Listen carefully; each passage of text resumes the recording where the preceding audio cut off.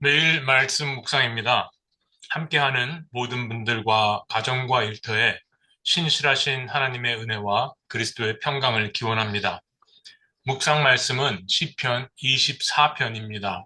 봉독합니다.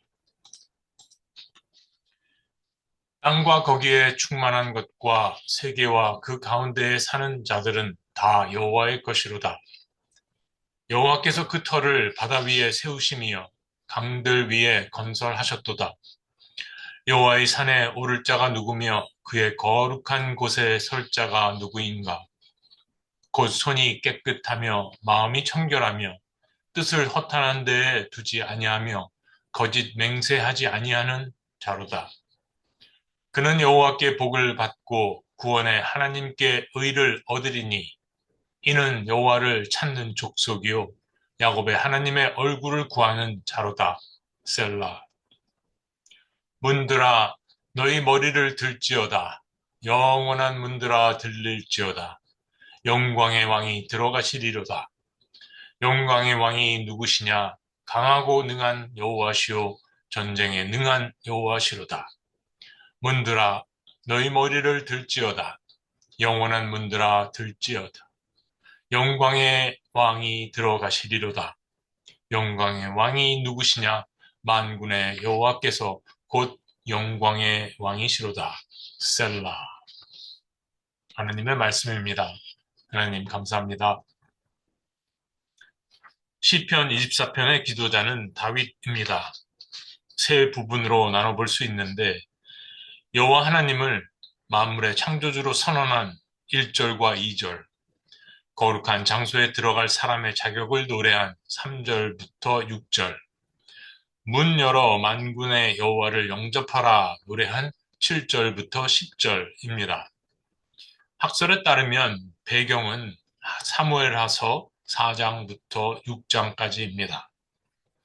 사울 왕이 전사하고 이스라엘은 사울과 다윗의 세력이 남북으로 나뉘어 내전 상태였고 나라 밖은 민족과 열방들로 어지러운 시대였습니다. 이런 혼돈 상황에서 이스라엘 모든 족속이 헤브론에 모여 다윗을 통일 이스라엘의 왕으로 추대합니다. 다윗은 하나님의 뜻 가운데 민중의 지지를 받아 왕이 됩니다. 그의 나이 30세였죠. 이후 블레셋과의 전쟁 승리로 다윗의 정치적 기반은 견고해지고 헤브론에서 7년을 통치합니다. 그 사이 다윗은 예루살렘으로 천도를 계획하고 시온산이라고 불리는 예루살렘 언덕에 성을 건축합니다. 이 언덕이 여호와의 산이 되고 성은 시온성이 되며 예루살렘은 하나님의 도성이 됩니다. 바야흐로 시온의 시대가 열리고 있었습니다. 참고로 훗날 예루살렘 성 안에 있는 모리아 산 위에 솔로몬이 성전을 건축하지요. 이 모리아 산에 대해서는 잘 아시리라 믿습니다. 그러나 다윗에게는 마음 불편한 것이 한 가지 있었는데 바로 법궤였습니다. 법궤는 실로에서 블레셋에게 빼앗긴 후 다시 돌려져 아비나답의 집에 보관되어 있었지요. 하나님의 임재와 통치의 상징인 법궤를 하나님의 마음을 늘 살폈던 다윗은 기억하고 있었습니다. 그는 법궤를 예루살렘으로 모셔옵니다. 비록 과정에서 웃사가 죽고 오벳 에돔이 복을 받고 부인 미갈이 불임이 되는 사건들이 발생했지만 하나님께서 함께 하신다는 상징을 얻게 되고 다윗의 왕으로서의 종교적 정통성은 확고해집니다. 법궤를 옮기며 다윗은 한낱 양치기에 불과했던 자신에게 어떻게 이런 일이 있을 수 있을까 감격하고 감사했겠지요. 지나온 발자국 자국마다 하나님께서 함께 하신 일들을 떠올리며 하나님 앞에 합당한 삶을 성찰합니다. 여호와의 산에 오를 자가 누구며 그의 거룩한 곳에 설 자가 누군가? 그는 하나님의 마음에 합한 사람은 이래야 한다는 내용을 3절부터 6절에 담습니다. 다윗의 영성은 계속 뻗어나갑니다. 손뼉도 마주쳐야 소리가 나듯 하나님을 사랑한다 한들 하나님께서 계시지 않으면 무슨 소용이 있겠나요? 다윗에게 법궤의 입성은 시온성으로 신부를 맞으러 오시는 신랑과도 같았을 겁니다.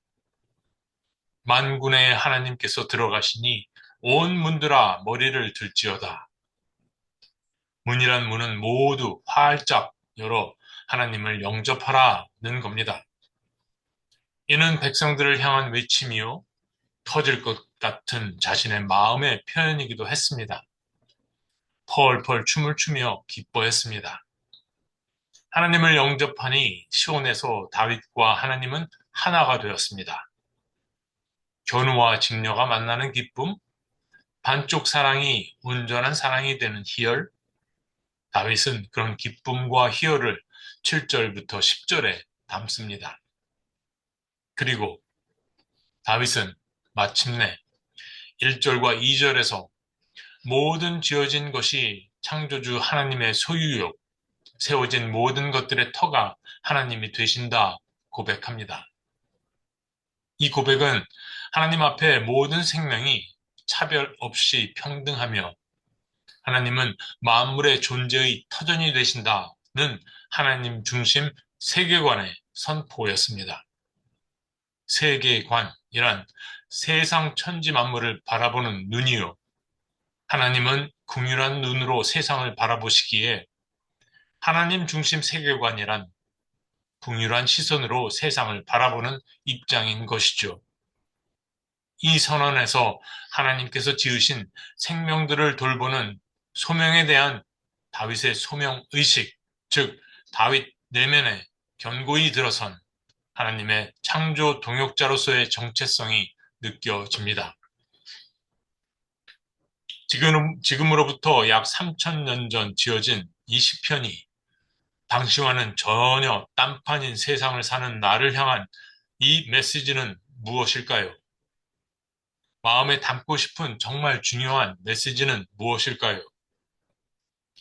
사람들은 사랑받기보다 사랑하기가 먼저다 라 말합니다. 사랑은 받기보다 하기에 방점을 두어야 한다는 거죠. 주여 나를 평화의 도구로 써주소서. 사랑받기보다는 사랑하며. 목사는 사랑하라 가르치고 시인은 사랑하기를 노래하고 나는 사랑하려 애씁니다. 그런데 시편 24편의 기도제가 전하는 메시지는 반대입니다. 사랑하기보다 사랑받기가 먼저다. 문들아 머리를 들어 하나님을 영접하라. 이는 하나님 사랑을 받으라는 외침이었죠. 하나님을 사랑한다, 죽도록 사랑한다는 사람은 많습니다. 예배, 기도, 성경 공부, 봉사 등 어느 것 하나 빠짐없이 열심입니다. 그런데 그런 사람들도 사망의 음침한 골짜기를 지나며 하나님의 사랑을 의심하는 걸 봅니다. 하나님이 무심하시다느니, 도와주지 않는다느니, 자신을 버렸다느니 하면서 실망하고 낙심하고 퉁명 떱니다.